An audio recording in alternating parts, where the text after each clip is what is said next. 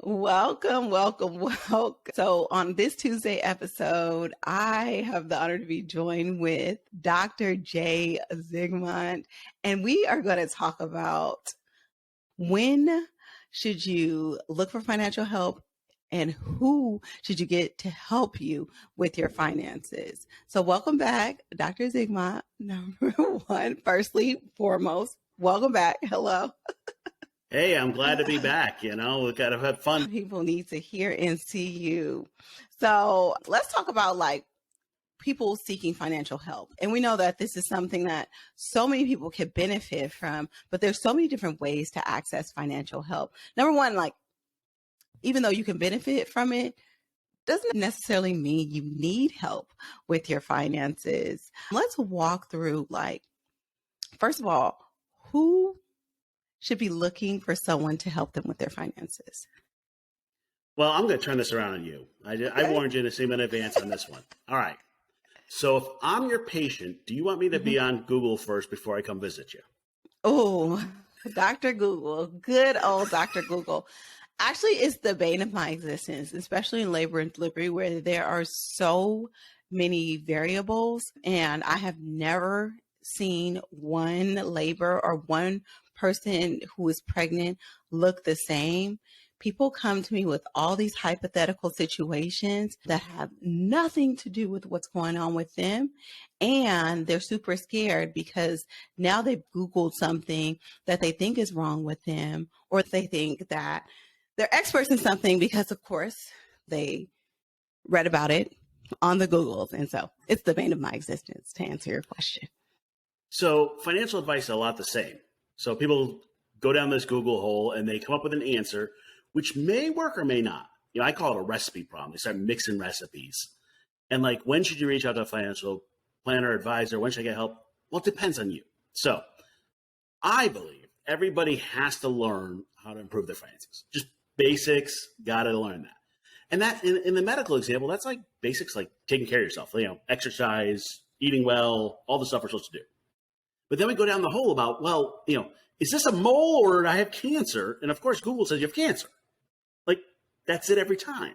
And it's the same with your finances. I get people, I've been reading about Roth conversions and I'm like, you don't have a budget and you're in debt up to your ears. Roth conversion is not your problem right now. Does that make sense? Yeah, every time I think about this, I think about there's this meme of a guy standing at the bottom of a staircase.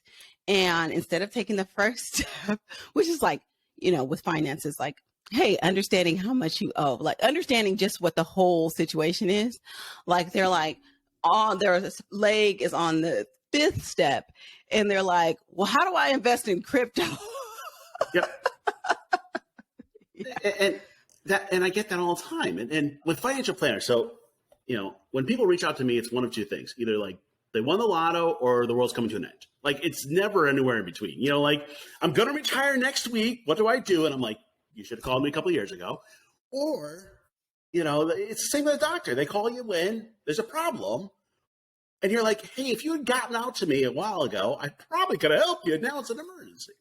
But on the flip side, if we keep with the medical example, you shouldn't go to the ER to get a script refilled or, have that scratch that you put your mom would just put a Band-Aid over. I mean, it's a balancing act. And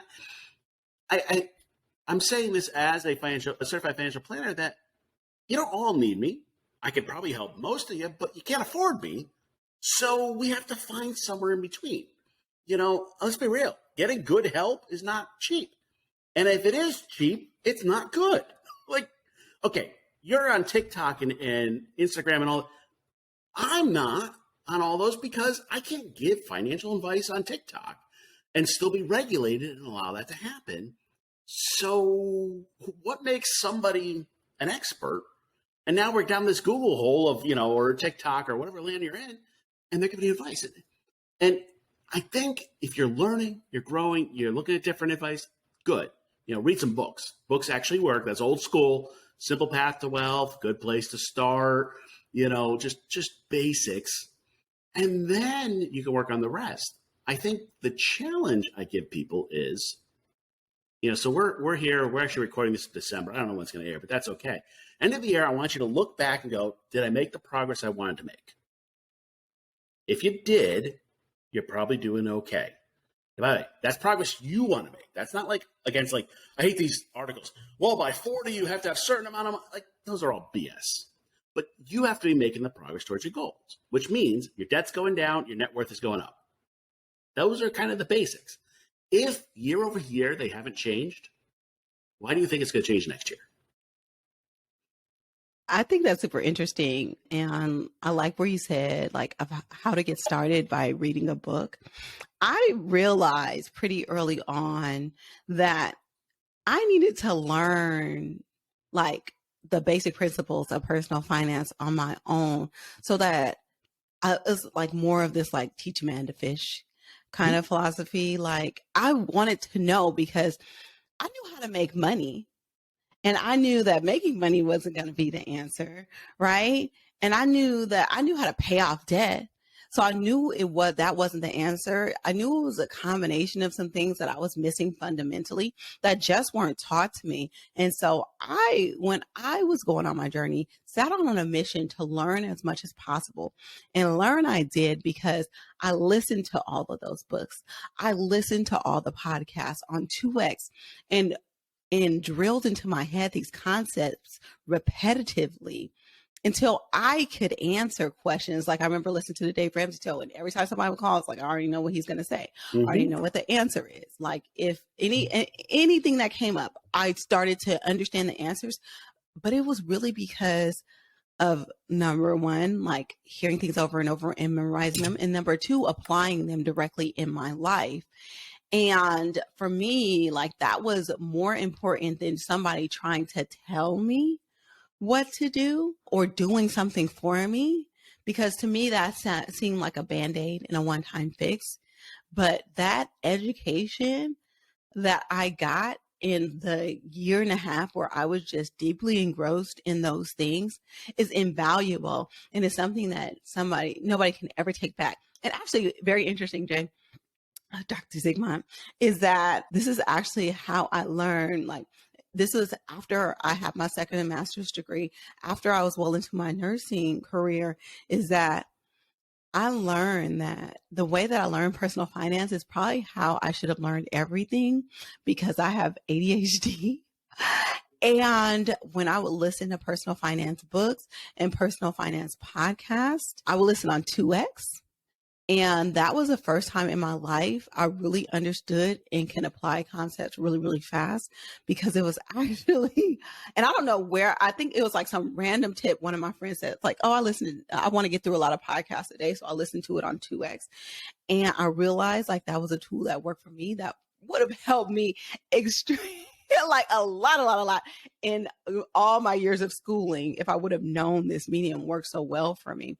But that's what put me in position right now because those things I have not unlearned in ways that I've unlearned a whole bunch of things that I've learned in school. But it positioned me so that I can be an expert, right? But like more of a layman. I don't have to be licensed. But those lessons are ingrained in everything that I do because I took the actions and I did the things and I learned it for myself. So I'm glad that you brought that up as like a first step. And I'm going to challenge you because you probably didn't even need to listen to all those. I mean, the reality check is that most of your finance is your behaviors with finance. If you just like close your credit card and stop using them, that like does half the work for you. Like seriously, that's like budgeting 101. But I think the challenge with podcasts, books, all that is not to mix recipes. So you talk about Ramsey. Ramsey's in the no debt world. I come out of that world too, and I was I had actually been a Ramsey preferred coach and done all that. I'm with him. But if you listen to him and then you listen to Grant Cardone, who's the guy who's like 10x everything, and you need to take loans out for everything, and you need to buy these those two recipes together are going to make a mess. So you have to be careful that the recipe matches you. What I'd rather you do than listen to a whole bunch of different ones is just pick one. Seriously, they're all like about the same. Now there's some caveats. So like, for example, I work with child-free folks. Most of the stuff out there assumes you have kids. So if you're on the child-free side, go look for child-free stuff. If there's something about you that's special, go look for that. But otherwise, follow the basics and pick one. I don't care who. Like, we can fight about the snowball method or the avalanche method for debt. And listen, get out of debt. I don't care how in the world you do it. It all works. Yes, thank you for saying that. Because I did, and that's what I did. And I did stick to one thing, but it was more or less not even like sticking to one like philosophy. It was sticking to one step at a time Mm-hmm. and really drilling in on that. Like the first thing I had to learn how to do was budget. And until I got really, really, really good at budgeting, I didn't do anything else. And that took a couple of months, right? And so it was like that, like for debt, yeah, debt snowball, avalanche, whatever, it doesn't matter. Just do it. And this is what I find happens when people reach out to me is that they feel like if they book a one-on-one consultation with me, all their issues will be solved. And I say, no, I don't even want you to meet with me. And I just throw out like some crazy number that I'll never charge them because I don't even do one-on-one consultations, like truth be told, right? It's like to work with me, it's going to be like $5,000. But first, you have to go through my course and you have to complete it in 6 weeks and then we can have a conversation, right? Because I just want people to take the first step on their own to even just understand where they are. And 9 times out of 10, 9.9 times out of 10, they won't. Why do you think that happens? So my background, my PhD is in adult learning, so I kind of can get a little too nerdy on this, so I apologize. But it's a motivation question. So the truth with finances is that we all feel inadequate. And by the way, we think like earning more money is going to make us better at finances. It doesn't. It amplifies it. Okay, it doesn't change your behaviors at all. You just start spending with more zeros on it. You know, somewhere over half of the U.S. live paycheck to paycheck, and it doesn't change if you're earning six figures. So I think what happens is people start with I want to keep my head in the sand. Then they're going, well, there's got to be some magic to get me out. You know, and we'll go back. Dave Ramsey talks about easy to get into debt, hard to get out. Like you just got to do the work. And that's the hard part. And then they think, you know, oh, a financial person is going to tell me something I don't know. I'll be honest, not much. I've got some tools, but my tools that I use are more on the behavioral side and helping you change your behaviors than the finance. My budget tool, I give it away. No big deal. You can learn that. You know, financial planning software, you can do all that. The difference is I do meet one-on-one with my clients. This is one of my products. And I meet with them every month. And every month they get homework. And every month they have to make progress. And now they start blaming Dr. J. Well, Dr. J says I can't. And okay, fine. If I need to be the one you want to blame, go right ahead. You know, but now they start working on it. And we start setting goals and like some accountability and we're working on it. That's fine if you can afford it. But here's the thing. If you're, $50,000 in debt and you're living paycheck to paycheck, you probably can't afford a professional to help you out on that. You know, and this is where we get into kind of like, okay, I know I need help, but I can't afford it. This is the healthcare problem again. Mm-hmm. I know I need medical help, but I can't afford it. Well, the problem, if we use the medical example, sometimes it's going to get better and sometimes it's not. And knowing which one that is not always easy. Same with your finances. If you go and call a bankruptcy attorney and say, should I go bankrupt? Their answer is yes. It's like asking your dog if he's hungry. You're just going to say yes. Like, yeah, everybody should do it. Like, that's how they get paid. I mean, let's be real on that. So I think the first step is if you think you need help, find a course, a structure, something. You know, you've got your course. I've got a self-directed financial planning process. Whatever works for you, try it. Now, mine, I don't know about yours, mine actually include group sessions, which is a good way to, like, if you can get a group of people kind of talking about their finances, it's kind of like group therapy a little. You know, you have to, hi, I'm Jay, I'm in debt. Like, but it's that accountability that can get you there. And by the way, that's a lot cheaper to pay for a course or group support than individual. Does that make sense? Mm-hmm. Oh, definitely. I know.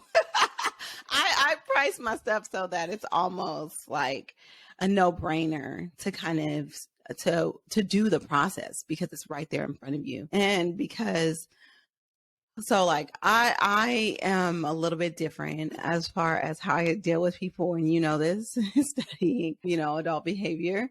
I take personal responsibility for things a lot, and I take things personally if people don't complete things. And so coaching, one-on-one coaching, and like being so hands-on with somebody's finances, I knew was pretty detrimental to me physically and emotionally. And so I try to stay as far apart from it as I can unless I know that somebody is really taking action. And so this self-directed program that I have, which I said is like really, really cheap, allows me to do that and still be able to help. And so you just got to know what works for you on both sides. Like, people have to know what works for them coming and seeking financial advice. But as someone who gives financial advice, I have to know what works for me in order for me to keep on thriving and existing and living in this space. So I'm gonna make you feel a little better. I've been tracking it. The big changes I need people to make, whatever it is, who cares? Doesn't matter what it is. It usually takes about 2 to 3 months, and I meet with them once a month for an hour. But it takes about 2 to 3 months to see the change. Like we'll talk about it. We'll be on board. They'll have a set of homework, some stuff to read, and I'll get back to next month, and they're like, "You didn't do it." Well, why? Now, a good coach balances between patting you on the back and kicking you in the butt. I'm no problem kicking you in the butt. I'm a very direct person, like, listen. And I've had a few clients that I've had to say, I'm going to fire you as a client if you don't do this. And I have no problem doing that. I'm like, I'm not going to waste your money if you're not going to make progress. And that's usually when they go, wait, but. And I'm like, all right, well, then stop dining out. Okay, seriously, you got to pay your bills. Yeah. So we start doing that. I think as someone that's struggling, you just need a light at the end of the tunnel. Half of what I do is just show you you'll be okay. Now, by the way, it might be 3 or 5 years before you're okay, but you'll be okay. You'll make it through. Some people, the ones that my heart goes out to are the people that have some type of disability or medical issue come up, and now they're trying to handle the healthcare and finance. I don't know how you do that without personal help. Like, seriously, you have to have help in those situations. Like, it's so many things to navigate. I feel for those people too. I feel bad charging them, but I'm like, there's no way you're going to get through this without me helping you. Like applying for Social Security disability in the States and, figure out what it's just a nightmare. The system is broken. So sometimes you need help. So, okay. If you're a complex situation, got a bunch of money, or you're just in over your head, you might have to ask for help. So let's go over kind of some of the people that can help you. And I'm going to go from like the cheapest to the most expensive, and we'll kind of like be real on that one. Mm-hmm. So on the cheaper side, you got financial coaches. Now, I did coaching for quite a while. I've done executive coaching, all the career coaching, financial coaching, all that for over a decade in different ways. Here's the problem with coaching. There's no guarantee of who that coach is or what makes them a coach. I'm an Instagram influencer. That makes me a coach. Well, I guess technically there's no like bar or requirement. So you got to be very careful on who you're getting. The other part, if you're going to do coaching, I want you to look and see if there's any group for whatever group you're in that does nonprofit or low fee coaching for you. They have ones for vets and for moms and for whatever. There's always these groups that specifically handle people. And the nonprofit coaching tends to be the better choice. There's coaches that will do it for volunteer and help out. And that's where I want you to go. With coaching, you're paying hourly or monthly for some type of package to help you. The rule is, if you're not getting value, you got to fire them. And I said that with all my clients. If you're not getting value, fire me. I want you to fire me. I expect you to fire me. Now, a coach has no responsibility to you, no fiduciary duty, no privacy. There's nothing regulating. So it's a little bit of wild, wild west. But the bonus is, it's a way to get somebody cheap to help you out. What do you think about that, Seema? I 100% agree, because I'm a coach and I'm in the coaching world, and I can definitely attest to results may vary, and you have to find a right fit. But there are some really good people that can help you for little to nothing, but you have to actually do the work, number one. But then you also have to vet, people and understand why and how they're calling themselves a financial coach. And actually, at the end of the day, what you're being charged. Yeah. Yeah. And just be aware. It's buyer beware there completely. I'm not saying good, bad. I'm just saying buyer beware. You get what you pay for. Now, next one, a little more expensive, but for a different path, is a financial therapist. Now, this is a little bit on a different path. So, great examples of this. A, if you have any diagnosable issue that you need to have addressed, that's a therapist, not a coach. Okay, and you know what that is if you have other issues that come together. Because by the way, finance just puts everything like into like a squish and it just makes a mess. So that's part of where it is. The other part of it is that a lot of it is your background, where you came from, trauma issues. You may need to address those before you can address the finance numbers of it. The financial therapist digs in on that. Sometimes also with couples, you may have a financial therapist or counselor because the couple needs some serious work. Some of the examples of this, like financial infidelity. That's called financial cheating, in case you missed that term. Like, hey, I went out and gambled off $100,000, right? Didn't claim my IRS taxes for years, or, I'm spending it on my, side whatever. Like it's just kind of like, that's the stuff you want a therapist for.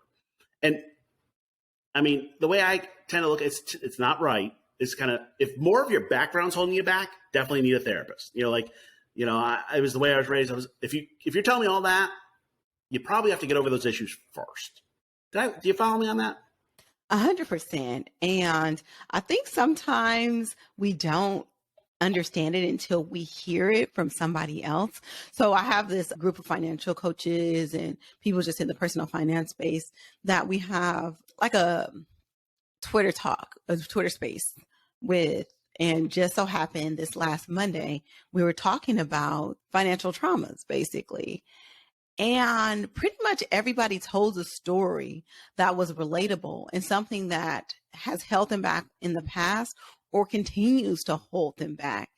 And I just say, for me and my experience and the people that I work with, 90% of the people need a financial therapist because there are traumas or there are past behaviors that you have learned about money, and especially in my community. And I feel like it's just, a survival mechanism, like not to expect so much, not to runs a whole gamut of things that are holding people back financially. Therapy is probably the first step that you need to take in order to heal those things, because I believe you said it in the last podcast episode, but it's like 80% behavioral, right? Finances are 80% behavioral. And so that is like the biggest hurdle to tackle. And so some people will just need to start there. Yeah. The way I look at it is across your life, you need three people in your life. You need someone to look back, someone to look up, and someone to look forward. And the therapist may help you with the back. By the way, not always, but just kind of go with it. The up tends to be kind of that more spiritual, kind of where's my fit in the world. Sometimes it's religious, whatever that means for you. And the forward is a financial planner, somebody a planning side of going, all right, where are we going? My work is I go forward. Like I acknowledge your back. I'm like, yep, that's good. That's where you've been. We'll steal from Dave Ramsey again. He talks about, that was stupid. You pay your stupid tax, you move forward. Like let's just move forward. And if you can, that's great. But if you need to fix the stuff in the past, you need to fix that stuff first. And that's that balancing act of kind of throughout your life, you're going to need one of those three.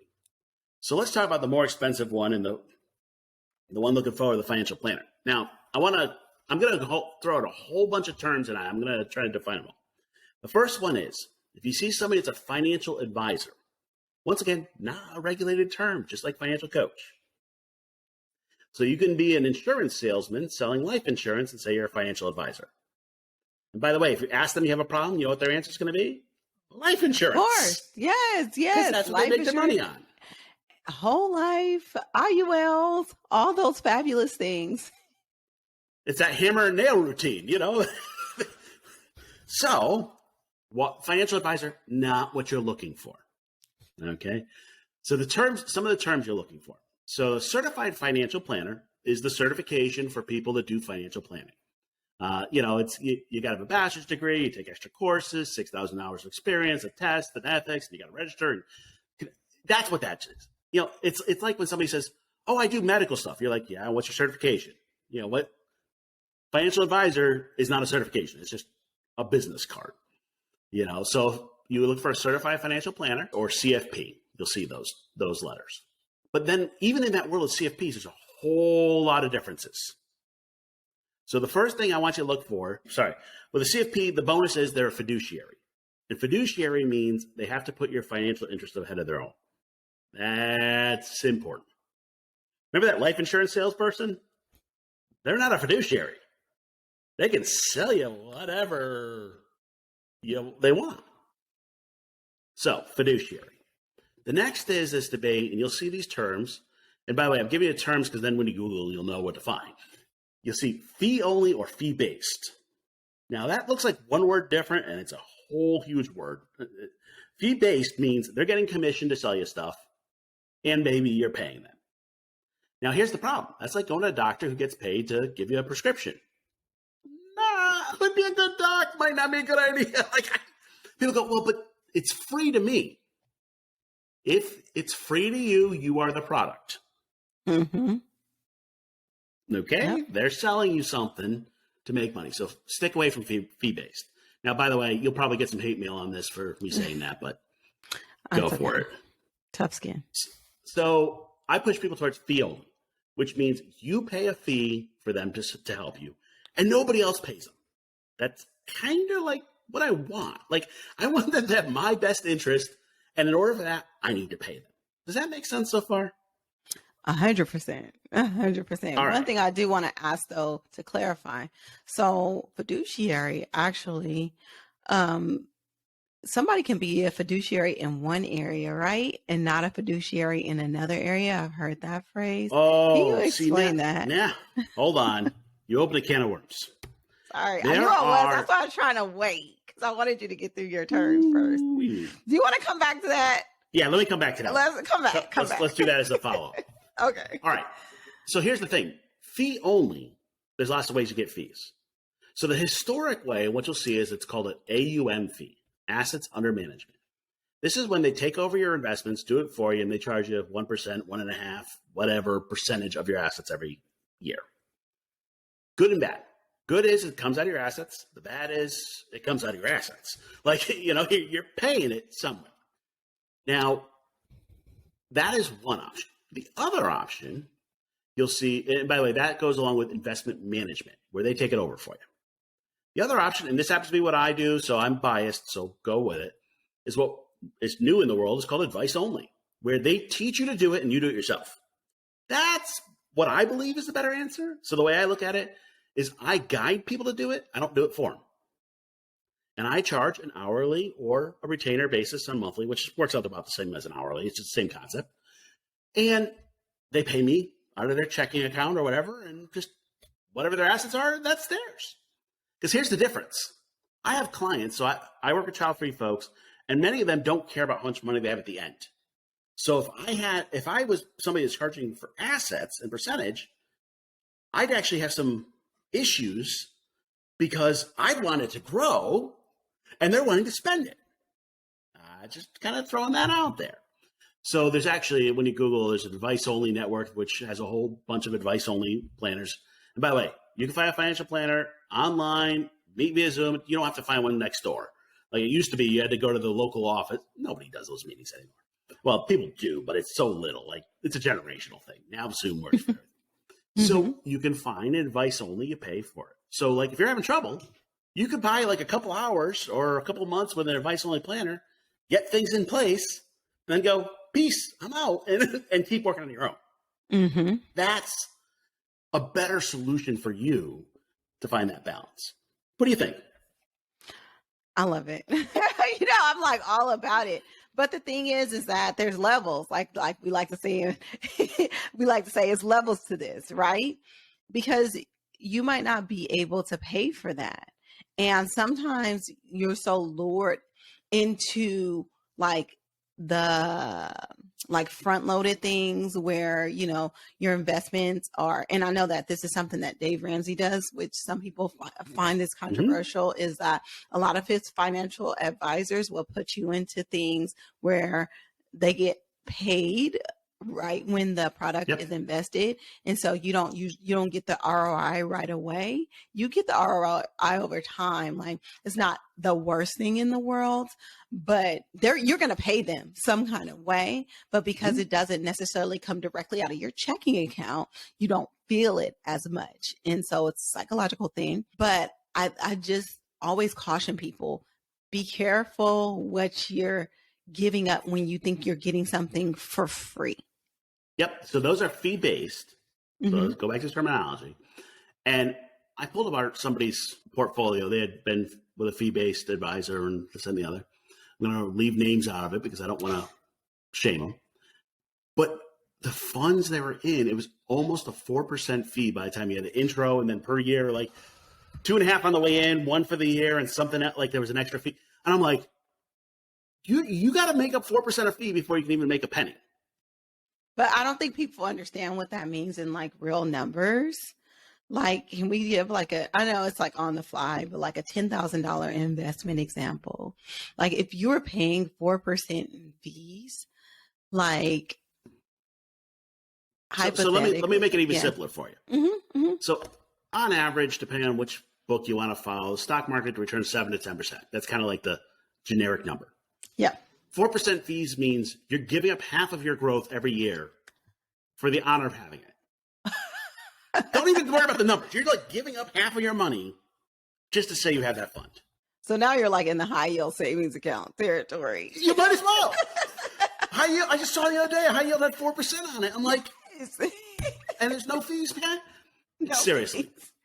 So, by the way, so I do this with everybody. I go through and to give you an idea, the funds I want people in, they call it somewhere around 4 to 8 basis points, which is 0.8%. Like we're like way percentages of percentages versus 2, 3, 4%, which doesn't sound like much, but it compounds. It's that compound interest thing. And every year you're paying and on and on and on and on. By the way, that's why they sell life insurance and annuities, because they make money on it every year. I mean, that's the reality check. You're always paying the bill. Yep. All right. You're paying somehow. I'm telling you that right now. You're not getting it for free. You know, I and most other financial planners do an intro meeting for free. You get 1 hour of my time for free. You want a minute past that? You're paying. I'm not trying to be rude about it, but like the 1 hour is because people don't know what I do, and I got to do the intro and see if I can help you. But then the clock's ticking. You got to pay somewhere. But Dr. Zigmont, why should people be paying if they're broke? Well, this goes back to, if you're broke this year and you change nothing, you'll be broke next year. Keep that same energy, okay? It's one of those balancing act. I mean, the hard part is when I talk to people, I do a lot of intro meetings just because I like helping people. And I get about halfway through, I know whether they can afford me or not, whether or not. Like there are many times I'll talk to people in intro and I won't even pitch them. I'm like, no, we're done at the end of this. You can't afford my radio package. I'll send my self-directed package. But I'm doing it just to help them. And we'll run over a budget. We'll do numbers. We'll work. Like there'll be these, I call them blinking red lights, like where, oh my God, we got to stop and fix this right this second. And we'll do all that. And what happens is a lot of people need that hand up and saying, hey, let me just push you just a little bit and see progress. Because the truth is they haven't made any progress in a year or 2 years or 3 years. Or it's going downhill. Like, for example, if you're living paycheck to paycheck and now we're in a high inflation world, now your debt's going up. Mm-hmm. So, I don't know. I think the hard part is you got to pay for it. Now, you asked me a question before, and I promised I'd get back to it on this. Fiduciary versus something else. So brokers can actually follow something called a best interest standard, which this is kind of weird. And by the way, I'm not the expert on it because I've never followed that standard. But the effective is, I think this is in your best interest. It's different than saying a fiduciary says, this is this is you primarily. I have to follow your law. So I'm selling you this product. Yeah, this is in your best interest to buy a life insurance policy that you don't really need. That's it's like if you could justify it in your head. Now, the problem is what happens is you're looking for a registered investment advisory firm, RIA, which, by the way, does not mean they're special. It just means they're registered with the state or SEC. And an RIA has to follow a fiduciary. Somebody can be an RIA and a broker at the same time, and they can switch hats in the middle of a conversation. I don't know how this works. Like seriously, Yeah, I just don't it's know. mind numbing. It's like best to avoid. And I'm in the world, and I read all the literature, and I'm like, I don't know how you do that, because let's be real, how you pay people changes what they recommend or what they want to do, or if I'm getting 2% to sell such and such product, I'm going to sell you that product. Yeah, that's kind of that balancing act. And by the way, investing you can learn on your own, not too hard. Tax planning, much harder. Big financial planning, estate planning, the big picture. Am I ready to retire? Those are the harder questions. So you can. I talk about the book Simple Path to Wealth. It's got 90% of the stuff you need in there. And if you follow it, you're in a good place. I'm much more. If you're getting out of debt, go to Ramsey, get the total money makeover, and get out of debt. Then go to Simple Path to Wealth. Seriously, that's just my shift. But I think what happens is if you're overwhelmed, it's based on how you learn. So you talked about you do best on podcasts at 2x. Cool. If you're one of those people you can't learn on your own, well, then you got to call somebody and pay them. Seriously, you're listening to this podcast. So I have a video in my course that says, when should I ask for financial help? And I'm like, if you're watching this video, the answer is ask for help. Fact. Period. I got one that says, when should you ask for a lawyer? If you're watching this video, go to a lawyer. Yes. You know just as well as I do where you're at. I think the hard part is you have to make an investment. And I'll tell you, I had somebody who I didn't think could really afford me, but she was struggling, had a good mission, had a good want to go, but she's like, I'll think about extra shifts at Uber and then come pay for you. I was like, now that's somebody I want to work with. Seriously, you're willing to put in an extra hour? By the way, most people, so I charge $500 a month for my one-on-one. They get together for an hour, and then I do work offline for an hour, and they get access to my systems, all this, a whole bunch of stuff. But here's the thing. I tell them, if you're not getting $500 of value, fire me.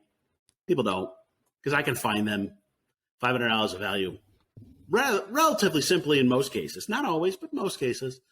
And the hard part is the financial planning stuff that I actually help people most with is preventing them from doing stupid stuff. And there's no way I can put a dollar sign on that. Mm-hmm. That's your, hey, I'm in debt and I want to buy crypto. No. The rule for investing is you only invest in things you understand, and let's just leave it there. Or the things that your kids can explain to you. That's how I do it. If your kids can't tell you what it does and how it works, probably shouldn't invest in it. Yeah, it's like a dumb one. I worry about people getting on disability insurance, actually getting a policy. And if you never use it, good. If you use it, you're going to love me for having you got on that policy. Now, by the way, I recommend those policies, and I make nothing for it. I'm just watching out for people. That's the difference. Yep. All right, let's summarize this for the people. Ones and ends. Who needs financial help? When you are not making the progress towards your goals you want to make, ask for help. And what level of help should people seek? Whatever you can afford. Oh, no, that's a separate. Basically, yes. You get what you pay for. Yes. That is the reality check of it.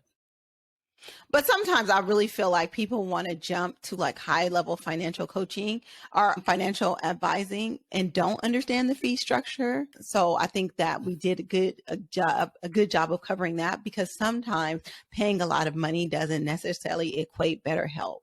And so yeah, I'm with you. That's why I encourage advice only, fee only, because you're paying for their hourly. Whether you come to me with a negative net worth or tens of millions, you get charged the same price. Because my hour, my time, my skill set is what you're paying for. Right. You shouldn't have to pay extra because you have an extra zero on it. But what some companies do charge, because it's going to be by how much money you have in your portfolio, right? And also, while we're there, you don't need to go to a giant name and be like, oh, I go to so-and-so and that's the cool one. Seriously, you can find somebody. And what I encourage people is most financial planners focus on a niche. So mine happens to be child-free. Find somebody that serves people like you, whatever that means. There's one just for nurses. There's one for moms. One of my colleagues does a sandwich generation, taking care of parents and your family, your kids at the same time. There's people that specialize in you. Go to them. Yep. And then explain to people how your financial services are structured. Yeah, so it's funny, like we almost set this up. No, I have a self-directed product, $50 a month, and you learn it on your own. And we have group sessions that we meet regularly. I mean, that's kind of the deal. 100 videos, 15 courses, does assessments and financial planning software, all the fun tech stuff. By the way, that's made for most people in the U.S. It's actually priced for the median income of the U.S. You spend $50 a month on your streaming services. You can spend $50 a month on learning how to finances. Preach. Mm-hmm. Then one-on-one or in the, my retainer amounts, $500 a month. And by the way, if you go, wow, that's crazy expensive. Well, that's aimed for people making six figures. Okay. Seriously. I mean, like if you're making $50,000 a year. But it's not. I think people just haven't priced out services and understand. So when you told me, Dr. Zigmont, how much you charge, I was like, you are the bomb.com, because for what you're doing, like I know how much other people charge that aren't bringing half the value. So I really feel like it's very reasonable. But people, if you don't know, you don't know. So now you know. Yeah. And I think the difference is it's transparent. So there's a transparency movement in financial advisors. You should know what you're getting, how many hours or what work or whatever it is, versus you pay me a percentage and I will call you once a year. Like, I'm all about 100% transparency in all things, because I'm the person that's going to tell you how much I get paid per hour every day down to the minute how much I pay in taxes, not because I'm trying to stunt, but because I need you to start talking like that and understanding that, because the more you understand where your money is coming from and what it's doing for you and what it isn't doing for you, the better you can do financially. And that's the same thing with products and services that you buy. You need to understand the true cost of what you're buying now and in the future. Absolutely. And maybe you can throw a link to it. I actually just started with with a couple. We're actually filming their financial planning process. You can actually see what it's like. Yes. Talk about transparency, actually go through it and deal with it and all that. And what happens is you find out they're normal, like you. Just like you. Just like seriously. you. Everybody has some issues. And even, people in the finance space aren't exempt to this. So I am going to throw that link in the show notes, but we're going to be doing something special here with Dr. Zigmont, where if you are willing to come on the podcast and, share your story, and, Dr. Zigmont has all the legal documents and all of that stuff, but he is going to be offering financial advice for one of our listeners. So break that down, Dr. Zigmont, because you can explain a little bit. All right. So here's the deal on this. I'm going to give you what I give my clients for free, but you got to record it. You got to share with everybody. And Nassim is going to be there as my devil or angel on the shoulders. I'm not sure which one that is, but depends on the day. Exactly. But we will actually take you through the whole financial process, and we're going to take one of the people who are from the Financial Intentional podcast and do it. Now, by the way, you go, well, do I have enough money for it? Well, whatever you are, that's, it is what it is. Like, seriously, I got people that are struggling. I got people that have a lot of money. I got people that are making a lot. The whole downside is you got to be willing to share. Yeah. And that's really like, oh, I can't talk about money. I swear people want to talk about their sex life more than their money. Like, they'll publicly share that on a podcast. But how much did I pay for groceries? Oh, I get people, oh, well, I spent this amount on Amazon. I'm like, I spent more than that. Okay, seriously. You don't have to hide that. It's no shaming. It's really about getting true help when you need it. But this is a way that you can do it for free 99. So I would take advantage of it if I were you. And we're only taking one couple or one person on this, and we're going to let Nassima pick who that is, because I don't want to have to pick. So I'm going to pick, because I'm going to pick somebody good. Now I'm going to pick somebody that really, really needs the help and that is really willing to do the work, because we want this to be impactful. The benefit to this is that it's going to help so many other people. And so that's why Dr. Zigmont generously offered this. And I want you to know that this is not for us. This is for you guys, not just the person getting help, but for all of the listeners. And so I'm super excited to find that person. So we're going to be looking in the next couple of weeks. This episode is airing December 13th. So we'll look through the month of December. So into the new year, we should have our couple. Start a new year on the right foot. Yes, yes, yes. All right, Dr. Zigmont, this has been an incredible episode. I hope people have some incredible takeaways. I know I do. Like every 2 minutes, I was like, this is a clip I need to highlight. This is about to be a bomb ass reel. So I appreciate you being here. And of course, you're going to be back because you're one of our in-house experts. Absolutely. I don't know what a bomb ass reel is, but I'm good with it. You're going to be an influencer before you know it, Dr. Zigmont. I'm going to make sure of it. I have a website that is good enough. I am not doing a TikTok dance or any of that. So we're going to be twerking before this is over. Oh, I boy. guarantee it. There's some things you don't want to see. Oh, it'll make for a good TikTok, believe me. Anyway, thank you, Dr. Zigmont. We will see you very soon.